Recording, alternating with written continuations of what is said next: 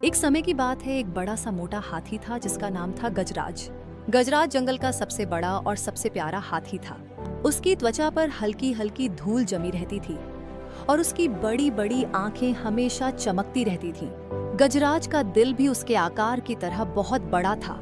वह हमेशा अपने दोस्तों की मदद करने के लिए तैयार रहता था। जंगल में उसके कई दोस्त थे, चंचल बंदर, नन्हा खरगोश और बुद्धिमान कछुआ। सभी उसे बहुत पसंद करते थे और उसकी बातों पर ध्यान देते थे। गजराज को अपनी ताकत पर गर्व था, लेकिन वह जानता था कि असली ताकत दूसरों की मदद करने में होती है। एक दिन जंगल में एक भयानक तूफान आया।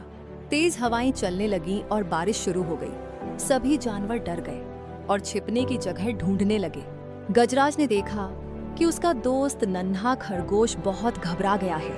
वह उसे अपने पास बुलाया और कहा, डरो मत, मैं तुम्हें सुरक्षित स्थान पर ले चलूंगा। गजराज ने नन्हे खरगोश को अपनी पीठ पर बिठाया और उसे एक सुरक्षित गुफा में ले गया। वहां उन्होंने अपने दूसरे दोस्तों को भी इकट्ठा किया। चंचल बंदर और बुद्धिमान कछुआ भी गजराज के साथ थे। गुफा में सबने मिलकर तूफान का सामना किया।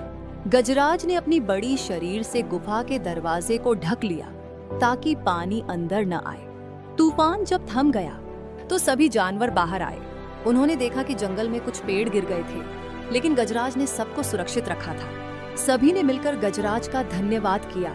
गजराज ने कहा, हम सब मिलकर ही इस मुश्किल समय का सामना कर सकते हैं। एकता में ही शक्ति है। यार उस दिन से गजराज और उसके दोस्तों ने यह सीखा कि सच्ची दोस्ती और सहयोग से किसी भी संकट का सामना किया जा सकता है। और इस तरह गजराज का नाम जंगल में और भी अधिक प्रसिद्ध हो गया। सभी जानवर उसे प्यार से बार गजराज भाई कहने लगे।